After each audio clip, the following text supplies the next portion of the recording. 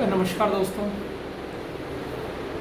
कभी किसी को मुकम्मल जहाँ नहीं मिलता, कभी ज़मीन नहीं मिलती तो कभी आसमान नहीं मिलता। कहने को ये सच भी लगता है, सुनने में भी कुछ सच लगता है, लेकिन हम कुछ अच्छी चीज़ लेने का प्रयास तो कर सकते हैं।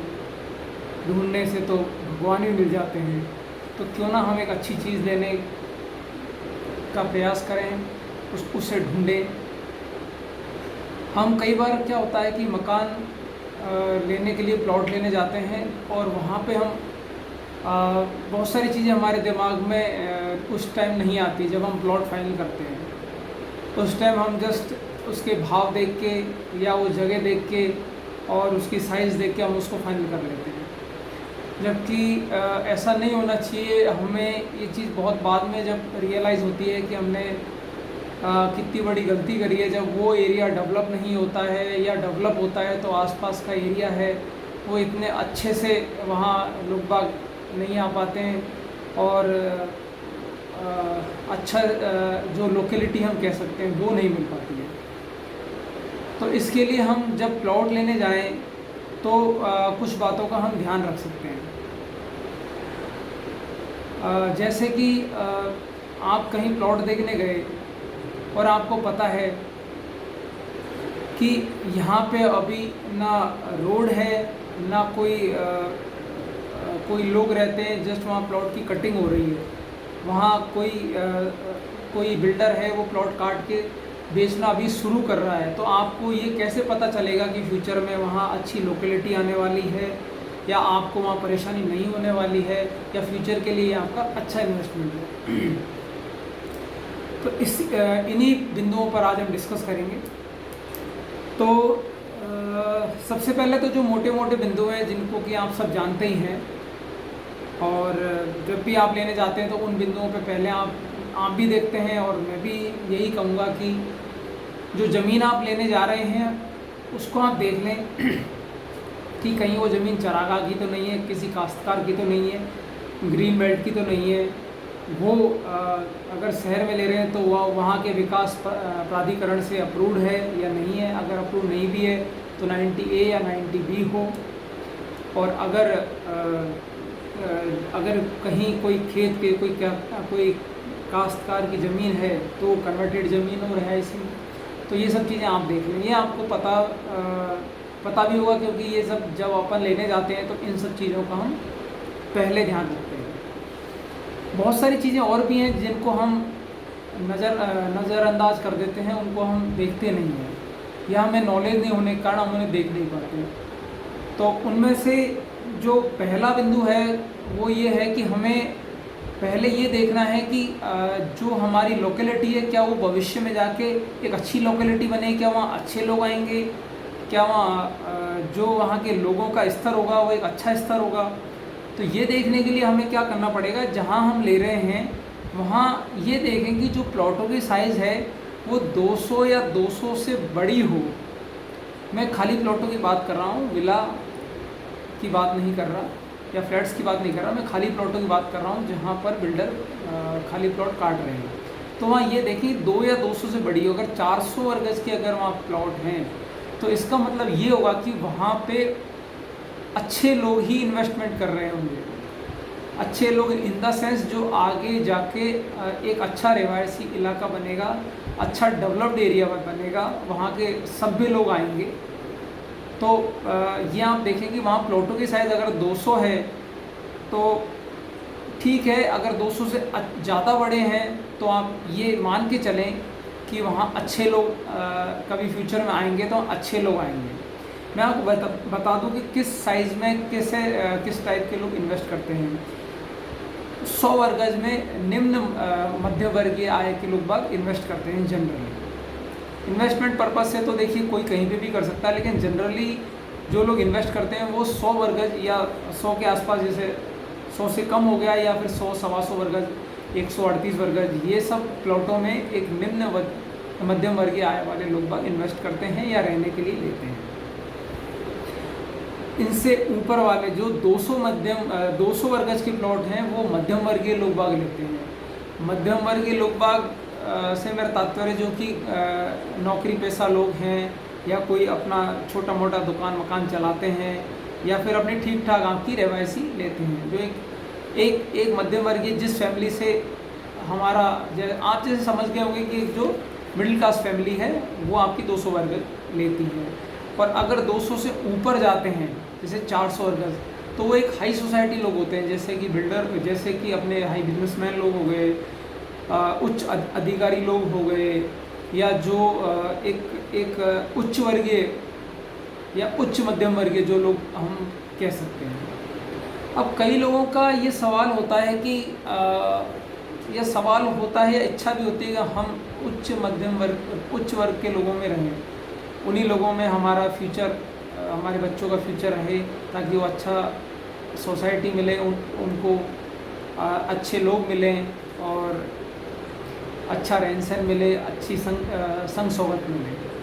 इसके लिए आप क्या कर सकते हैं कि 400 वर्ग गज का जो प्लॉट है आपका, उसको आप 2 जने मिलके ले सकते हैं अगर आप मध्यम वर्गीय हैं तो।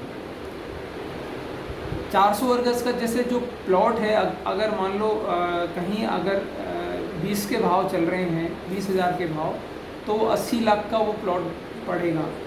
तो हम जनरली एक मध्यम वर्गीय इतना महंगा अफोर्ड नहीं कर सकते, लेकिन अगर हम 2 जने मिलके अगर उसको लें तो उसमें हम उस एरिया में हम अपनी जगह बना सकते हैं। इसके लिए ये है कि एक तो कोने वाला प्लॉट हो तो सबसे अच्छा है, कोने वाला नहीं हो तो उसका फ्रंट कम से कम 60 हो, ताकि अगर उसके 2 टुकड़े भी किए जाएं तो 30 का फ्रंट आपको मिले।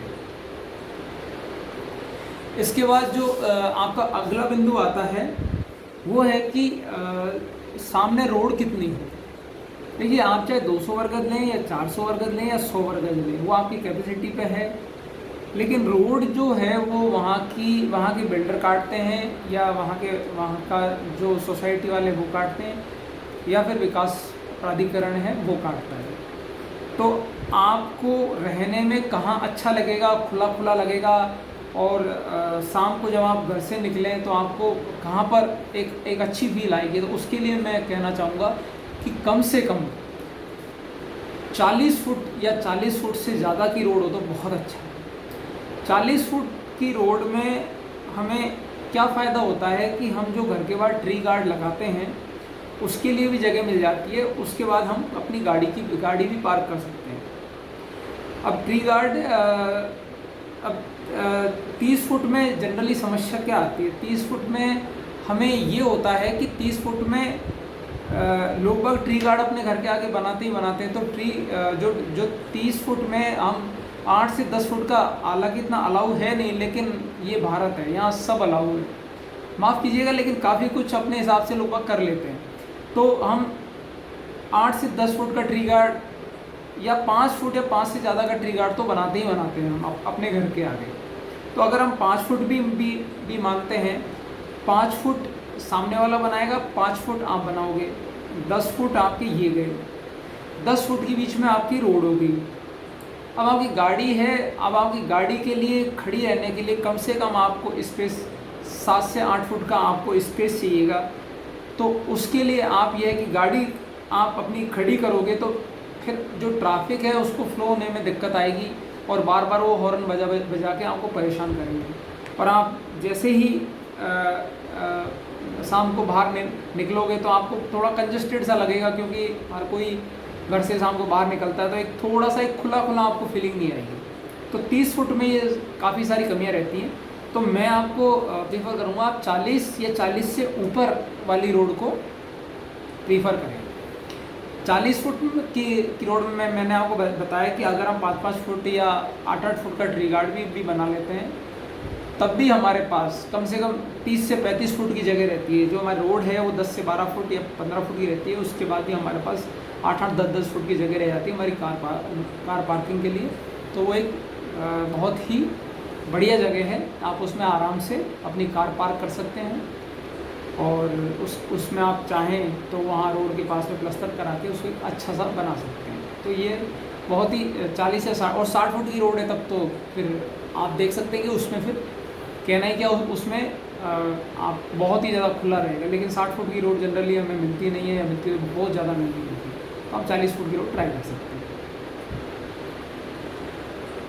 अगला बिंदु ये है कि जो आपका प्लॉट है वो एक ऐसी सिचुएशन पे हो जहाँ धूप प्रॉपर आए। धूप का मेरा मतलब है कि आसपास अपार्टमेंट ना हो। अब कई जगह क्या होता है कि पास में अपार्टमेंट होने से हमें समस्या क्या आती है अब कि एक तो हमारी छत की प्राइवेसी चली जाती है। प्लॉट लेते वक्त ये थोड़ा विशेष ध्यान रखें कि आसपास अपार्टमेंट ना हो तो बेहतर है, क्योंकि एक तो हमारी छत की प्राइवेसी जाएगी, दूसरा आपको धूप प्रॉपर नहीं मिलेगी। जो धूप है आपकी वो प्रॉपर नहीं मिलने से क्या होगा कि सर्दियों में आपको बड़ी समस्या रहेगी। आपका घर बहुत ही ज़्यादा ठंडा रहेगा। इतने ठंडे रहने से हो सकता है आप बीमार भी पड़ने लग जाएं, क्योंकि नीचे जो फर्श है आपका वो वैसे भी आप मार्बल लगाएंगे, टाइल्स लगाएंगे तो वो वैसे ही बहुत ठंडा रहता है। छत में धूप नहीं आएगी, दीवारों पे धूप नहीं आएगी, तो वो भी आपको परेशानी करेगा। तो आप ये देख लें कि आसपास कहीं फ्लैट नहीं हो, कहीं कोई इस टाइप की कोई बड़ी बिल्डिंग नहीं हो, कोई ऐसी दीवार नहीं हो, या आसपास ऐसे ऊंचे मकान नहीं हो जिनसे कि आपको धूप आने में रुकावट आए। तो ये एक बिंदु आप ध्यान रखें। अगला है वहाँ से 500 मीटर पे आपको छोटा सा मार्केट हो। 500-700 मीटर पे एक छोटा सा मार्केट हो जहाँ कुछ किराना की दुकान हो, दूध की दुकान हो, सब्जी की दुकान हो, दवाइयों की दुकान हो, सैलून की दुकान हो। ऐसा छोटा सा एक आसपास मार्केट हो। मैं बड़े मार्केट की बात नहीं कर रहा हूँ। बड़े मार्केट तो आप भी जानते हैं, वहाँ ज़मीन मिलना या प्रॉपर्टी मिलना आज की डेट में मुश्किल है। आप नई जगह प्लॉट लेने जा रहे हैं तो मैं वहाँ की कह रहा हूँ, जैसे आपने प्लॉट लेंगे तो वहाँ आप आसपास देख सकते हैं कि वहाँ आसपास कोई ऐसा मार्केट है या नहीं जहाँ पे कि आपको ये सब चीज़ें अवेलेबल हों। ये दुकान है, सैलून की दुकान है, दवाइयों की दुकान है, सब्जी की दुकान है, किराने की दुकान है। तो ये छोटा सा आपका मार्केट हो जहाँ पे आप वॉकिंग डिस्टेंस पे आप या आपके पेरेंट्स या आपके बच्चे कभी भी जाके कोई सामान ला सकें। दूध वगैरह है जो कि हमकी रोज़मर्रा की ज़रूरत में सामान की ज़रूरत पड़ती है। अगला ये है कि वहाँ से 200 मीटर या 250 मीटर या उसकी या इसी के आसपास आपको कोई ट्रांसपोर्टेशन की सुविधा हो 200-250 मीटर के आसपास। जैसे कि आसपास मेट्रो हो तो वो थोड़ा सा मुश्किल है मेट्रो का होना, ये तो मैं भी मानता हूँ, लेकिन आसपास बसें चलती हों या ऑटो मिल जाए, या कम से कम 200-250 मीटर पे एक बहती रोड हो जहाँ से आपको ट्रांसपोर्टेशन की ठीक ठाक सी सुविधा हो। कभी भी आपके पास गाड़ी नहीं हो तो आप वहाँ से निकलें, वहाँ उस ट्रांसपोर्टेशन का उपयोग करके मार्केट जा सकें, अपने ऑफिस जा सकें, या और भी किसी काम को निपटाने के लिए जा सकें। या आपके फैमिली मेम्बर हैं, आपके मदर है, फादर है जो गाड़ी वगैरह नहीं चला सकते, तो वो भी उसका ट्रांसपोर्टेशन का यूज़ लेके कहीं जा सकें। ये आप ध्यान रखें कि मार्केट है वो 500-700 मीटर पे हो, ट्रांसपोर्टेशन है वो 200-250 मीटर पे हो। मार्केट अगर ज़्यादा नज़दीक है वो भी आपको समस्या करेगा कि वहाँ लोग बागों का हलचल बहुत ज़्यादा होगी, वहाँ जो ट्रैफिक है वो ज़्यादा होगा, हमेशा शोरगुल बना रहेगा, तो वो एक समस्या वाली बात है। ट्रांसपोर्टेशन है ये भी ज़्यादा नज़दीक ना हो, 250-300 मीटर पे हो, ताकि आपको इतनी आवाज़ भी नहीं आए और आपको ट्रांसपोर्टेशन मिल सके। अगला है कि जो आप प्लॉट लेने वाले हैं उस प्लॉट के सामने जो रोड है, जैसा कि मैंने बताया 40 से 60 फुट या 30 फुट भी हो सकती है, जो भी आपको जैसे मिले, उस पर बहता ट्रैफिक ना हो।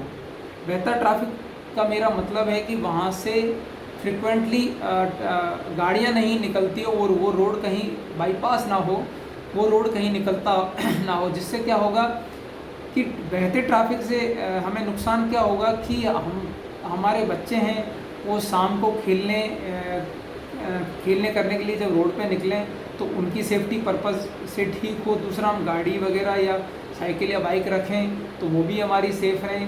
बाकी बहता ट्रैफिक होगा तो आपको काफ़ी परेशानी आएगी, कभी कोई आपकी गाड़ी के टच कर गया और कई बार तो चोरी तक की समस्या आ जाती है। तो ये एक चीज़ है जो आप प्लॉट लेते वक्त बहुत सावधानी के साथ इन चीज़ों का उपयोग कर सकते हैं, इन चीज़ों को आप देख सकते हैं फ्यूचर के लिए। वैसे तो जहाँ का दाना पानी लिखा होता है हमें वहीं जाना होता है, लेकिन फिर भी हम अगर इन चीज़ों का लेते वक्त ध्यान रखें तो बहुत अच्छा है।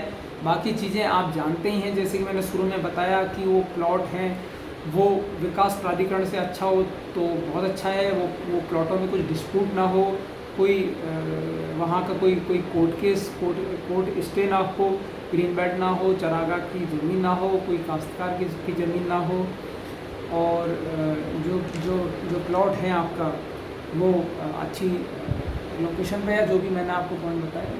तो ये है, तो मेरी तरफ से आपको बहुत बहुत शुभकामनाएं। आप अगर नया प्लॉट लेने जा रहे हैं तो ऑल द बेस्ट। अगला वीडियो है मैं फ्लैट पे बनाने वाला हूँ कि आप जब फ्लैट लेने के लिए जाएं तो आपको किन किन बातों का ध्यान रखना है।